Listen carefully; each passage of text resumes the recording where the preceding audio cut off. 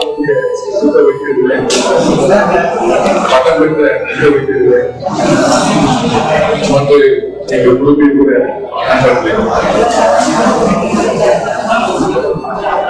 இது எனக்கு 3வது ஆண்டுகள். எனக்கு 53வது முதல் ஆண்டுகளாக வரும்பொழுது யாரும் எனக்கு நீங்க கூட கட்டத்தை பற்றி சொல்லவில்லை. நானாக நினைத்து கொண்டு சொன்னேன், வெளிநாட்டில் பொதுவாக தமிழர்கள் பல நாடுகளில் இருக்கிறார்கள்.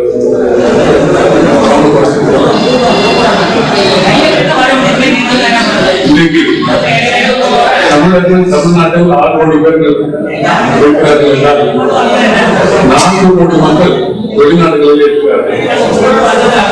அந்த இடத்தில் இருக்கும் ஜனத்தொகைக்கு நாம் தமிழ்நாட்டிலிருந்து அவர்களுக்கு என்ன சேவை செய்கிறோம் என்று பார்த்தால் எண்ணி குறைந்த அளவு கூட இல்லை என்று சொல்லலாம். அங்கிருந்து வருபவர்கள் உடல் ஆரோக்கியத்திற்காக தமிழ் மண்ணை தொட வேண்டும் என்ற ஒரு பெரும் ஆர்வம் வருகிறார்கள். வரும்போது அவர்களுக்கு உடனே வியாதிகளுடன் இந்தியாவுக்கு வரும்போது, தமிழ்நாட்டுக்கு வரும்போது இங்கு தமிழ் பாரம்பரிய வைத்திய முறை அல்லது பட்டம் பெற்ற வைத்தியர்கள் முறை, வைத்திய சிகிச்சை ஆகியவற்றில் ஏதாவது ஒரு நல்ல வகையில் பயிற்சி பெற்று குணமாக வேண்டும் என்ற வேண்டுகோள் வருகிறார்கள்.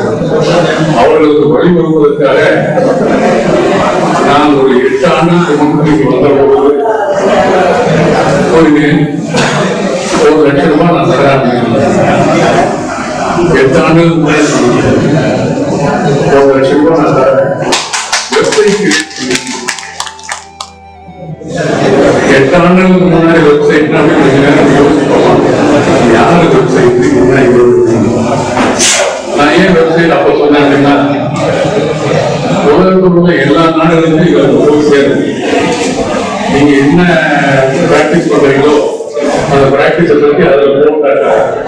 அவங்களே படிச்சு வந்து இது எங்க நாகப்பட்டினம் எங்க இருக்குது, நாகமாசம் எங்க இருக்கு அப்படின்னு அவங்களே தேடி போவாங்க. அந்த அளவுக்கு விலாசத்தை கொடுத்து அவங்க வரவழைக்கலாம். நம்ம எந்த வியாதிக்கு பயிற்சி பெற்றிருக்கோம், எந்த வியாதியில நம்ம மருந்து கொடுத்தா குணமாகுது அப்படிங்கிற மாதிரி நம்ம வந்து அதை எழுதி அதை பார்த்துட்டு அவங்க வந்து நேரத்துக்கு சௌகரியமா இருக்கும். இப்போது வேலை நாடுகள்ல மற்ற எல்லா துறைகளிலும் வந்துவிட்டது. மருத்துவத்துறையில் கூட வந்துள்ளது ஆங்கில மருத்துவத்தில். சித்த வைத்தியத்தில் நாம் இன்னும் முன்னேறவில்லை. 8 ஆண்டுகளுக்கு முன்னாடி நான் என்ன சொன்னோம் அதே இன்னும் அதை யாரும் வரல. நான் கொடுக்கன்னு சொல்லிட்டு இன்னும் யாரும் வரல. யாரும் இன்னும் முயற்சி பண்ணல. எனக்கு தெரியுது. எனக்கு வந்து இப்போ ஒரு புது வகையான ஒரு எண்ணம் தோன்றி,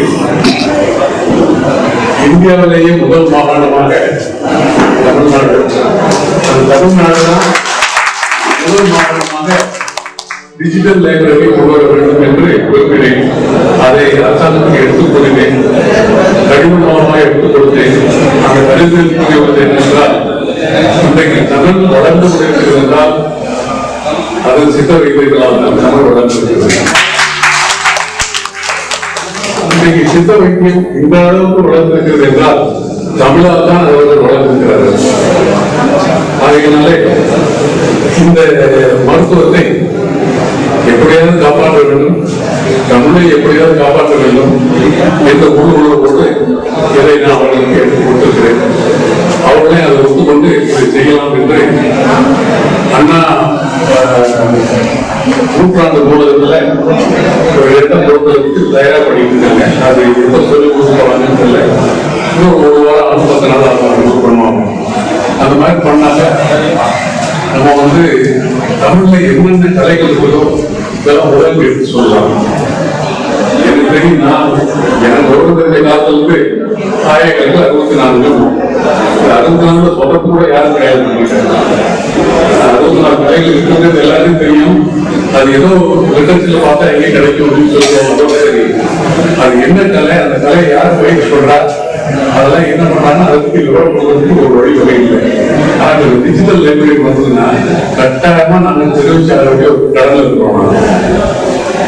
ஆகையினால இவங்க தலைவர் பதவி கொடுக்குறாங்க, இதெல்லாம் நமக்கு விருப்பமில்லாத ஒரு.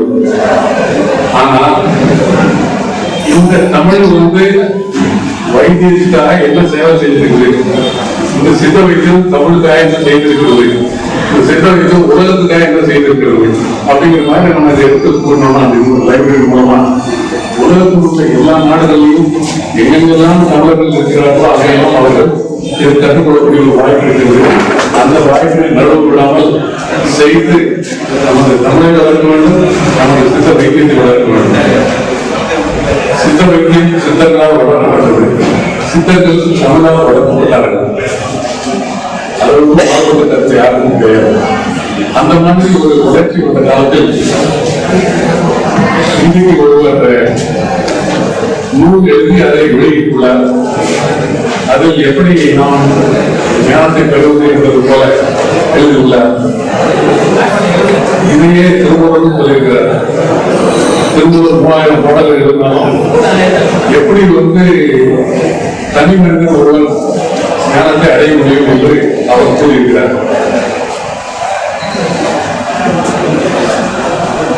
சித்த வைத்தியத்தில் இந்த அளவுக்கு முன்னேற்றம் உள்ளது, இந்திய அரசாங்கம் ஏற்றுக்கொள்ளவில்லை என்று கூறினார்கள். நீங்க ஏன் கவலைப்படணும்? அவங்க ஏற்றுக்காங்க, ஏற்றுக்கல. யாராவது பீகார் மாநிலத்தில் உங்களுக்கு சித்த வைத்தியம் பிராக்டிஸ் பண்ண ட்ரீட்மெண்ட் எடுத்து வரப்படுறாங்களா? ஒருத்தரும் வரப்போவதில்லை. பெங்காலிருந்து யாராவது வரப்போறாங்களா? வரப்போவதில்லை. அப்படி வரானா உண்மையிலேயே அவங்க மாமா பிரச்சாரம் யாராவது போனா அவங்க சொல்றது நல்லது, அவங்க யாரும் வரப்போவதில்லை. ஆகையினால நம்ம அவங்க வந்து நம்ம கவலைப்படணும். சித்த வைத்தியம் நம்ம வளர்க்க வேண்டிய கடமை இருக்கு. யாருக்காகன்னா நமக்காக, முதலில் நமக்காக, இரண்டாவதாக நமது சகோதர சகோதரிகள் மற்ற நாடுகளில் உள்ளார்களே அவர்களுக்காக. ஆகவே இந்த முறை வளர வேண்டும். இந்த 8 ஆண்டுகளாக நானும் பல வகையான சிந்தித்து பார்த்தேன். நமது நண்பர் எங்களுடைய அலுவலகத்துக்கு கேட்டேன். இப்படின்னு சொல்லிட்டே போனோம், வருஷம் தள்ளிட்டே போகுது. ஒன்றும் முயற்சி காட்ட வேண்டும் எண்ணங்களுக்கு கொடுத்துருக்கிறது. நானே தான் அந்த வேலை பண்ணணும் ஒரு வேலை வந்துருக்கேன். ஆகையினால அது எப்படி நாங்கள் பண்ண போறோம்? நீங்க பாரம்பரிய வைத்தியர்கள்லாம் நாங்க எப்படி ரெகுலேஷன் வாங்கினது கேள்வி கேட்டுருக்கீங்க. பாரம்பரிய வைத்தியருக்கு நான் பாரம்பரிய வைத்தியம் கிடையாது. நீங்க கேட்டீங்கன்னா நானும் கேட்டேன். சென்னை ரிசர்வ் எப்படி உண்மையை பண்றது? ஒரு 10 நாள் உங்க மருத்துவ சாலையில நான் வேலை செஞ்சுக்கிட்டேன்னா நானும் கற்றுக்கலாம் என்ன மருந்து எதுவுமே நான் பாட்டுக்கிறேன். நானும் அதான் பிராக்டிஸ் பண்றேன். எங்க தாத்தா காலத்துல எங்க பாட்டி காலத்துல பண்ணாங்கன்னு சொல்லுவேன். இதை நமக்கு புரிய வைக்கிறதுக்கு சான்றுகள் இல்லை. இதைத்தான் இன்னைக்கு வெள்ளக்காரங்கள்லாம் ஆங்கில மருத்துவத்துக்கு இந்த மாதிரி சான்றுகள் இருக்குது. ஏதாவது ஒரு மருந்து கண்டுபிடிச்சாங்கன்னா அதை முதல்ல அனிமல்ல டெஸ்ட் பண்றாங்க, அதுக்கப்புறம் ஹியூமன் டெஸ்ட் பண்றாங்க. வயது காலமா வயது கூறுகளுக்கு போட்டு அந்த விதத்துல எப்படி பயன்படுறது பார்த்துறாங்க. இதெல்லாம் பார்த்ததுக்கப்புறம் இந்த மருந்து நீங்க சாப்பிடலாம் அப்படின்றாங்க. அது சேர்த்து ஒரு 3 வருஷம் அது அவங்க முறை. அவங்க என்ன எதிர்பார்க்கறாங்க, நீங்களே இந்த முறைக்கு வந்துருங்க அப்படின்னு எதிர்பார்க்கிறாங்க. அந்த காலத்துல சித்தர்கள் இந்த மாதிரி சொல்லியிருந்தாங்கன்னா ஒரு மனிதனுக்கு கூட்ட மருத்துவம் சாப்பிட முடியாது. அந்த காலத்துல திருக்குறள் எழுதுனப்போ ஒரு இடத்துல போனா 1330 இன்னைக்கு நான் வேற இடத்துல படிச்சேன் 1500 குரல் எழுதுகிறார் அப்படின்னு சொல்லி. எத்தனை குரல் எழுதினாலும் அத்தனை குரல் அவரால் எழுத முடியுமான்னா எழுத முடியாது. ஏன் அப்படின்னு கேட்டாக்க இதெல்லாம் எதுல நீ பப்ளிஷ் பண்ணேன்னு கேட்பாங்க. ஆங்கிலத்தில் அதான் முக்கியமானது. நீங்க என்ன ஆராய்ச்சி பண்ணாலும் அதை பப்ளிஷ் பண்ணிக்கணும். எந்த சேனல்ல பப்ளிஷ் பண்ணிக்கலாம். இல்லையா, ஓகே, அதுக்கு 10க்கு 4 மார்க் 5 மார்க் 8 மார்க் போட்டு கொடுக்குறாங்க. இந்த மாதிரி போட்டு உங்களுக்கு அந்த மருந்து பரவாயில்ல கொடுக்கலாம் எல்லாருக்கும் அப்படின்னு அவங்க சொல்றாங்க. இன்னும் சொல்ல போனோம்னா ஆங்கில மருத்துவத்துல வந்து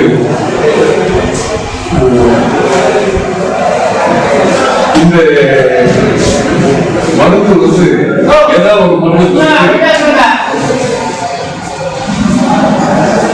ஏதாவது ஒரு மருந்தை நம்ம சாப்பிட்றோம்னா திடீர்னு அவங்க என்ன சொல்லுவாங்க, இந்த மருந்து எங்க சாப்பிடாதீங்க அப்படின்னு அந்த மருந்து கம்பெனியாலே சொல்லுவோம். இப்போ வந்து குளோரைட் பிளஸ் வந்துட்டு சொல்லுவோம், அது ஒரு பிளஸ் சேர்த்து உடனே அதே மருந்து வேற கலர்ல வரப்போகுது, வேற ஷேப்ல வரப்போகுது, அவ்வளவுதான். அந்த மாதிரி அவன் பண்ணிட்டு நான் அதெல்லாம் டெஸ்ட் பண்ணிட்டோம், இதெல்லாம் நல்லா யூஸ் ஆகுது, விலையை கொஞ்சம் சேர்த்து வச்சு அவங்க விற்க போறாங்க. இதுதான் ஆங்கில மருத்துவத்தில் நடந்துட்டு. ஆங்கில மருத்துவர்களுக்கு பல்ச பார்த்து வாதம் பெற்ற சுகம் பார்க்க தெரியும்னு தெரியவே தெரியாது. இது மிகச்சிறந்த உண்மை. அதை பத்தி அவங்க கவலைப்படுறதில்லை, ஏன்னா அவங்க ட்ரீட்மெண்ட் அந்த மெத்தடே கிடையாது. இந்த வாதம் பித்தம் கவனம் என்னன்னு கூட அவங்களுக்கு தெரியாது. ஆனா இந்த வாதம் பித்தம் கவனம் மூலம் வச்சு அவங்க நீங்க லட்சக்கணக்கில் கொடுத்து உள்ளி மருத்துவத்தின் மூலமா உடம்பு இளம் வியாதியும் கண்டுபிடிக்கிறது ஒரு மாசம் ஆகும். ஆனா சித்த வைத்தியர்கள் அவங்க தொட்டு பார்த்துட்டு இந்த பயிற்சி இந்த ப்ராப்ளம் இருக்குது சொல்லுவாங்க. அந்த பயிற்சி வந்து சித்த வைத்தியர்கள் இருக்குது. இதை அவங்க ரெடி பண்ற மாதிரி தெரியல. இதை பைபாஸ் பண்றதுக்கு என்ன வழி நம்ம பார்க்கணும், அதுதான் நம்ம செய்யக்கூடிய வேலை. அதான் தலைவர் வந்து இருந்தாரு ஒரு கார்ல.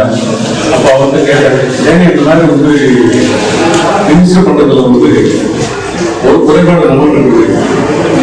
இன்னைக்கு போலீஸ் எல்லாம் வந்து போலீஸ் வேலையை ஒழுங்கா பண்றதில்லை அப்படின்னா, இப்ப நான் போலீஸார் ஒத்துக்குவாங்க, ஒத்துக்க மாட்டாங்க. ஏன்னா அதுக்கு பயிற்சி பெற்று அதுக்கு சர்டிபிகேட் வாங்கி அதுக்கு கவர்மெண்ட் அங்கீகாரம் பண்ணி அவங்க அவங்க வேலை செய்யறாங்க.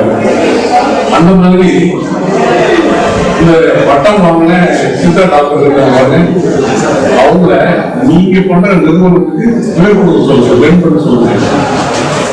அந்த அட்வர்டைஸ்மெண்ட் வெப்சைட் போடுறப்ப கூட உங்க மருத்துவ சாலையுடைய பேரை போட்டு அது கீழே வந்து அந்த உதவியாக யாரும் மெயின் அப்படின்னு தெரியும். ஆனா இது சட்டம் சொல்லுதான் சட்டம் போடுற நம்ம பண்ணிட்டு போகணும். அப்படி பண்ணாக்க நம்ம சீக்கிரம் தவிக்கலாம். எந்த மருத்துவ சிஸ்டமும் கீழே போகாத நிலை அதுதான் நம்ம வந்து செய்யலாம். அதற்கு நீங்க எல்லாம் ஒத்துழைச்சு இந்த மாதிரி நீங்க ரெஜிஸ்டர் பண்ண ஆரம்பிச்சீங்க. இன்னொரு குறைபாடு நீக்கக்கூடிய வழி என்னன்னு கேட்டா, ஒருத்தர் வந்து இந்த ஊர்ல பாரம்பரிய வைத்தியம் பண்ணி நல்ல வியாபாரம் பண்ணிட்டு இருக்கிறாரு, பிசினஸ் நடக்கிறது, நல்ல வருமானம் வருது. திடீர்னு ஒருத்தர் ஊர் புதுசா வராரு, இது பண்ற மாதிரியே நான் பண்ணி இவரோட ஜாஸ்தி சம்பாதிக்கணும், ஒரு வருஷத்துக்கு நான் பண்ணணும் அப்படின்னு ஒரு நப்பாசை வருது. வந்தோடனே அவர் என்ன பண்றாருன்னு கேட்டாக்கா, அதுக்கு வந்து இந்த பாகிஸ்தான் பவுடர் கொஞ்சம் கலந்துடுறாங்க. அது கலந்துட்டாக்கா அந்த மருந்து வேகமா வேலை செய்யும். வேகமா வேலை செஞ்சோன்னா இவரு வருஷக்கணக்கா பிராக்டிஸ் பண்ணிட்டு இருக்காரு. இவருக்கு எப்பவும் போல சாதாரணமா வேலை செஞ்சு கியூர் ஆகும். அவருக்கு வந்து இவரோட பாதி நாள்லயே சீக்கிரம் கியூர் ஆயிடும். அது எவ்வளவு நாளைக்கு இருக்கணும்னா அந்த பேஷண்டே காலி விடுறதுக்கு ரெடி ஆகணும். பேஷண்ட் காலி ஆனா அதுக்கப்புறம் பேஷண்டே இல்லை, அப்பவே ட்ரீட்மெண்ட். ஸோ இதுதான் வந்து நடந்துட்டு இருக்குது. அதனால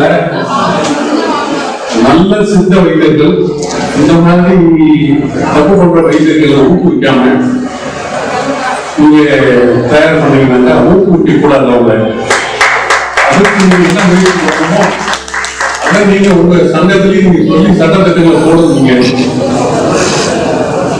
எங்கேயாவது எங்களோட உதவிகளுடன் எங்களை கான்டாக்ட் பண்ணி கேட்டீங்கன்னா நாங்கள் சொல்றோம், இப்படி பண்ணா கூட அதை சால்வ் பண்ணலாம் அப்படின்னு சொல்றாங்க. ஸோ அதனால நீங்க வந்து அந்த முறையில வந்து இந்த மாதிரி தப்பு பண்ணி தப்பான முறையில பணம் சம்பாதிக்கிறது ஒரே முறையில் இருக்கிறதுனாலதான் இன்னைக்கு சித்த வைத்தியம் எதிர்ப்பு பண்ணிடுது, எதிர்க்க முடியல. இருந்தாலும் இன்னைக்கு வரையில யாருக்கும் சொல்லிக்கிறேன்,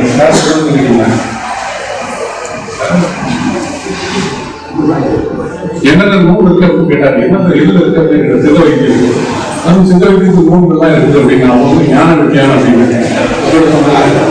திருவள்ளுவர் வந்து திருக்குறள் எழுதியிருக்கிறாரு.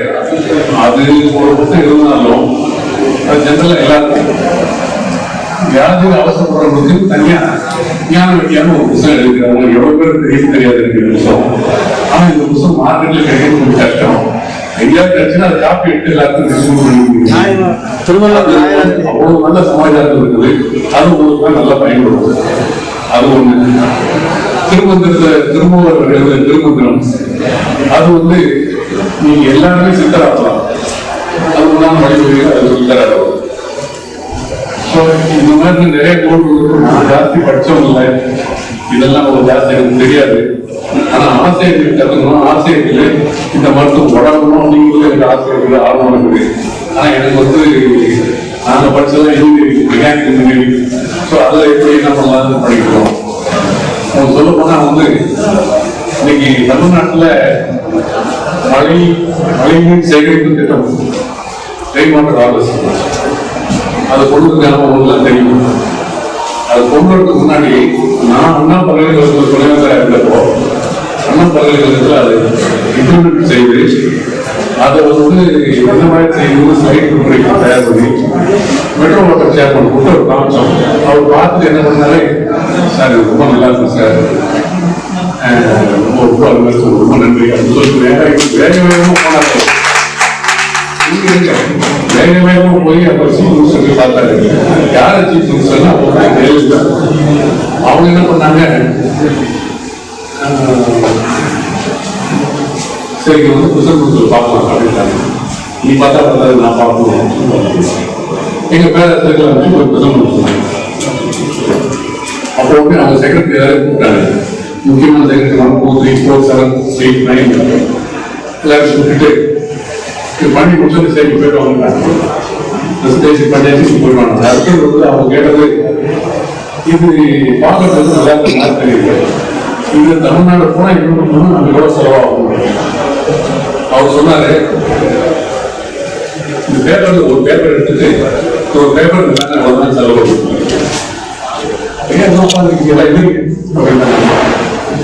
அவ்வளவுதான். போய் மறுநாள் வந்து அம்மாவோட ஆர்டர் வந்தது, கையில் போனாலும் முடிஞ்சுது. அதுக்கப்புறம் தமிழ்நாடு கூட எல்லா ஃபேக்டரி பில்டிங் ஹோட்டல் அது முடிச்சு அவங்க மழை வீட்டு அப்படின்னு சொல்லி அது வந்து அதுக்கப்புறம் வந்து இதை பார்த்துட்டு 10 மாநிலங்கள்ல வந்து அவங்க இந்த மாதிரி ஆர்டர் இஷ்யூ பண்ணி அவங்க ரெயின்வாட்டர் பண்ணிட்டாங்க. நான் எது சொல்றேன்னா நான் அதுல எக்ஸ்பர்ட் கிடையாது. ஆனா ஊக்கம் வந்து அவங்க யாரும் தான் சாதிக்கலாம். நான் உட்கார்ந்த இடத்துல எங்க மாதிரி ஒரு ஊக்கம் இருந்தது, அந்த மாதிரி ஒரு சந்தர்ப்பம் இருந்து நான் பண்ணி காமிச்சேன். உங்களுக்குலாம் அந்த மாதிரி ஒரு அருமையான சந்தர்ப்பம் இருக்குது, நீங்க பண்ணி நீங்க வெற்றி அடையலாம்.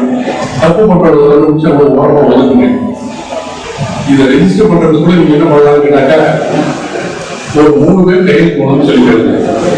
அந்த 3 பேர் யாருன்னாக்கா, 3 பேர் நல்லா பிராக்டிஸ் பண்றது 3 பேர் கையில் போகணும்னு சொல்லி முதல்ல இந்த தலைவர் ஊழல் அவங்க போட்டோம். அதுக்கப்புறம் வந்து இவர் ரெக்கக்னைஸ் பண்ணாங்கன்னா இவர் வந்து அவங்க மாதிரி ஈக்குவல் ஆயிடுறாரு. அதுக்கப்புறம் இவரே இன்னும் 2 பேர் சேர்ந்து இன்னொரு நாள் ரெக்கமெண்ட் பண்ணலாம்.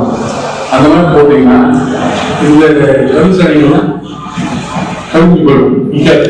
ஏன்னா அவங்க யாரும் கையெழுத்து போட மாட்டாங்க. தப்பு பண்ணி பணம் சம்பாதிக்கிறவங்க யாரும் சப்போர்ட் பண்ண மாட்டாங்க. அந்த வகையில நீங்க வந்து உங்க சட்டத்துக்கு வந்து அரசாங்கம் சொல்றதுன்னா அரசாங்கம் போவாங்க. நீங்க பாத்தீங்கன்னா சமஸ்கிருதம் வந்து தமிழுக்கு அப்புறம் வந்து மொழி. சமஸ்கிருதத்துக்கு வந்து 200 கோடி செலவு பண்றாங்க. தமிழுக்கு 8 கோடி ரூபாய் செலவு பண்றாங்க. 80 ஏக்கருக்கு 8 ஏக்கர். இங்க 10 கோடி மக்கள் வந்து பேசுறது குழப்பறது எல்லாமே அதுதான். ஆனா அதுக்கு பணம் செலவு பண்ணி யோசிக்கிறது. நீங்க நம்ம நாட்டோட பிரதமர் போய் ஐநாவில் போய் பேசுறாரு, எல்லாருக்கும் ஒரே சந்தோஷம். தமிழகத்துக்கு அங்கே போய் பேசுறாரு, யாரும் மொழி அவருக்கு கனியும் பூமன் நாங்கள் சொல்லியிருக்காங்க. நமக்கு சந்தோஷமா தான் இருக்குது. அது நல்ல மாதிரி சப்போர்ட் பண்ணாங்க தமிழ்னா அந்த மாதிரி சொன்னாக்க அவருக்கு தான் சொல்ல மாட்டேன். அவர் பாட்டு எங்கேயா அவர் பிராக்டிஸ் பண்ணிட்டு பாரு, நீங்க உங்க பிராக்டிஸ் இங்க பண்ணலாம். நாளைக்கு யாரும் உங்களுக்கு போலி டாக்டர் சொல்ல போறதில்லை.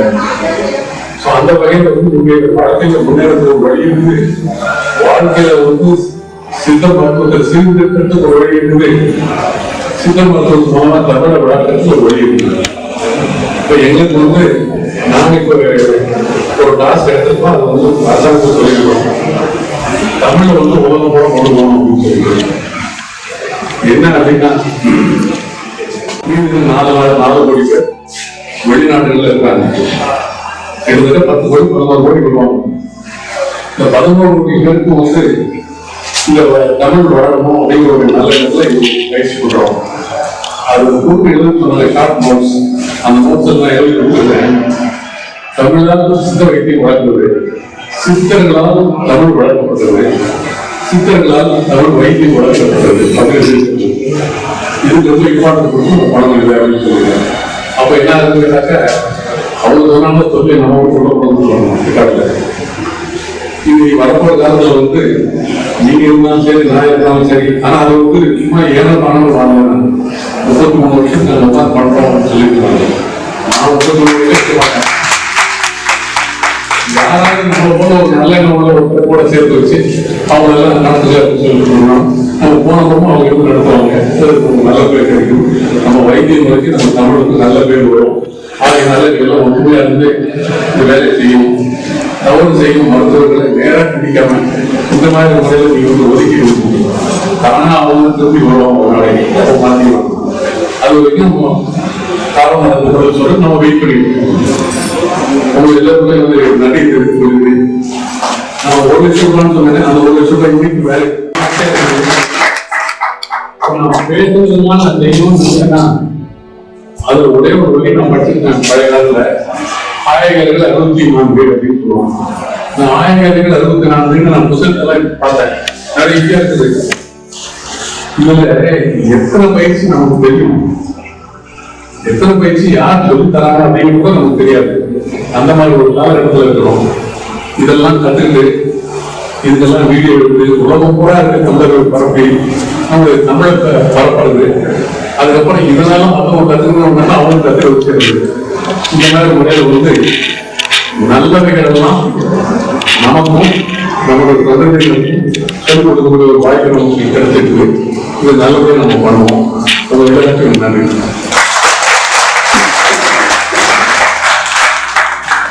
மிக ஒரு முக்கியமான கருத்தை நான் சொல்ல பாருங்க. உலக தமிழ் ஆராய்ச்சி நிறுவனத்தில் ஐயா வந்திருக்கும் போது 2-3 ஐஎஸ் ஆஃபீஸர்கள்லாம் வந்திருந்தாங்க, ஜட்ஜெல்லாம் வந்திருந்தாங்க. எல்லாத்தையும் செய்ய பரவல் மீதற்கையும் கவுன்சில் அமைக்க நீங்க செய்யக்கூடாது, ஐயா வந்துட்டு வாதாடி பேசாது. அந்த அளவுக்கு நம்ம மருத்துவத்துக்கு இன்னொன்று என்னன்னா, திருமூலரை பற்றி அவர் எழுதின புத்தகம் குடியரசு வெளியிடப்பட்ட பெருமையை அவர் ஐயா நம்ம இதுல வந்து ஒரு 4 பேர்கள் வந்து இந்த மாநாட்டுக்கு வந்து சிறப்பு விருந்தினர்களாக 4 பேர் தேர்ந்தெடுத்துலாம். கிருஷ்ணய்யா, ஜட்ஜ் அவர்களை பாதாளோடு அதாவது நம்ம ஐயா பேசினவங்க வந்து நிறைய சித்த வைத்தியத்தை பற்றி நான் பேசிட்டு இருந்தோம். அவங்க வீட்டுல போய் சந்திச்சிருக்கோம். ரொம்ப இவ்வளவு வந்து ஒரு ஆர்வமா இருப்பாங்கன்னு எதிர்பார்க்கிறேன். பட் அவங்க வாழ்த்து செய்தி கொஞ்சம் டிஃபிகல்ட்டா இருந்துச்சு படிச்சு பார்க்கும்போது. அந்த அளவுக்கு மிக அற்புதமாக அந்த ஒரு வாழ்த்து செய்தி இருந்துச்சு. முதல்ல அந்த மாதிரி சித்த வைத்தியத்துக்கு மேல உள்ளவங்க நம்ம பயன்படுத்திக்கணும். நம்ம சித்த வைத்தியம் ஏனோ செஞ்சோம்னா அது வந்து ஒரு நிறைவேற்ற முடியாது. நம்ம எப்படி அதை எந்த அளவுக்கு கொண்டுட்டு போகணும் மக்களுக்கு இருக்கிறதோட எப்படி நடைமுறைப்படுத்தி எந்த வியாதிக்கு எப்படி கொண்டு வந்து செஞ்சோம்னா நல்லா இருக்கும்னு ஐயா சொன்னாங்க. அது ஒரு சிறப்பான கருத்து. இது அந்த கருத்துக்கு வந்து நம்ம எல்லாம் ஒத்து போகணும் ஒரு ஐடியா சொல்லியிருக்காங்க. அதை நம்ம இந்த இடத்துல பேசக்கூடிய நேரத்தில் அதை பேசப்போனா ஒரு ஆஃப் தான் பேசணும். அதை பத்தி நான் மறுபடியும் ஒரு டீட்டெயில்ஸ் உங்களுக்கு கொடுக்குறேன். அதை ஸ்பெஷலிஸ்ட் மீட்டிங் சொல்லியிருக்காங்க. அது யாரெல்லாம் ஸ்பெஷலிஸ்ட் மீட்டிங் நான் உங்களுக்கு போறோம் அதை கூட்டு வச்சு ஐயா சொல்லிட்டாங்க அப்படின்னாங்க. ஒரு முறை செஞ்சிடும் ஐயா சொல்லியிருக்கேன். நான் மாணவர் முடிஞ்சிட்டு அதை பற்றி ஏற்பாடு பண்ணோம். அதுக்கப்புறம் வந்து அவங்க சொன்ன வழி நம்ம எப்படிலாம் ஃபாலோ பண்ணி சொல்லலாம். இது என்ன ஒரு விஷயம் கேட்டீங்கன்னா நம்ம எல்லாருக்கும் பத்திரிகை போட்டோம். பட் நீ மாநாடு ஷார்ட் ஆகுது வெறும் காலம் 11 வரைக்கும் ஒரு 50 பேர் கூட இல்லை. அது என்ன ரீசன் எனக்கே தெரியல. நாங்க 11 மணிக்கு பார்த்துட்டு 11:30 மேல ஸ்டார்ட் பண்ணோம். ஆனா சார்லாம் லாங் டைம் போகணும். அதனால இந்த மாநாட்டில் வந்து ஃபர்ஸ்ட் ஏன்னா என்னதான் இருந்தாலும் கடவுள் மாவட்ட சிந்தனை சேர்ந்து ஒரு 30 கிட்டத்தட்ட ஒரு 20 நாளுக்கு எங்களோட உறுப்பினர்கள் உழைச்சிருக்கிறாங்க. பொருளாதார ரீதியாக கொடுத்துருக்குறாங்க. அதையெல்லாம் உணவு கொடுத்துருக்குறாங்க. அந்த மாதிரி இருக்கும்போது அவங்களுக்கு நம்ம சார்ந்து ஒரு சின்ன மரியாதை பண்ணிட்டு தலைவர்கள் மாவட்ட தலைவர் செயலாளர்கள் பொன்னாடை பத்தி முடிச்சுட்டு அதுக்கப்புறம் எல்லாருக்கும் பொன்னாடை பத்தி கொடுக்குறோம். அரவிந்த் ஜெல்பர்ஸ்ல வந்து 120 அந்த 120 லிஸ்ட் கொடுத்துருக்கதா சொல்றாங்க. அந்த 120 லிஸ்ட் அவங்க படிக்கும் போது இருக்கிறவங்க வாங்கிக்கங்க, அவங்கள்ட்ட எல்லாம் அவங்க அடிச்சு விடுறாங்க. ஏன்னா இருக்கிறது அவங்கள்ட்ட 100 சொல்றாங்க, அதுக்கு தகுந்த மாதிரி வாங்கிக்கிங்க. ஏன்னா அதுல எப்படி கொடுக்குறது நான் சொன்னேன், என்னோட வந்து படத்துல நான் கொடுக்க முடியாது. அது 120 லிஸ்ட் வைத்தியர்கள் மட்டும் வாங்கிக்கணும்னு சொல்லியிருக்காங்க, அதை வாங்கிக்கிங்க. இப்ப நம்மள வந்து இவ்வளவு நாட்கள் நம்ம சிறப்பித்ததுக்கு ஐயாவர்களுக்கு கூடாதக்கூடிய நன்றியை தெரிவித்துக் கொண்டு, நம்ம கடவுள் மாவட்ட சித்தர் சங்க சார்பாக நன்றியை தெரிந்து கொண்டு, தமிழ் மாவட்ட சித்தர் சங்க சார்பாக நன்றியை தெரிவித்துக் கொண்டு, அகில இந்திய சித்தர் சங்க சார்பாக நன்றியை தெரிவித்துக் கொண்டு, இங்கே இருக்கும் அமைந்து இவ்வளவு நேரம் ஐயாவர்களையும் மக்களோடையும் கேட்டதுக்கு உங்களுக்கெல்லாம் நன்றியை தெரிவித்துக் கொண்டு, அது மட்டும் இல்லாமல் அனைத்து மாவட்ட நிர்வாகி ஒருங்கிணைப்பாளர் அனைவரும் சார்பாக ஐயாவுக்கு நன்றியை சொல்லிக்கணும். நமக்கு இப்படி ஒரு இருக்கிறாங்க, நம்ம சந்தோஷப்பட்டு இந்திய நிலைமைக்கு எல்லாரும் சேர்ந்து ஒரு ஏஜ் நீங்க இந்த ஐயாவுக்கு முன்னாடி கவனிக்கும். இதா பண்ணுங்க எல்லாம்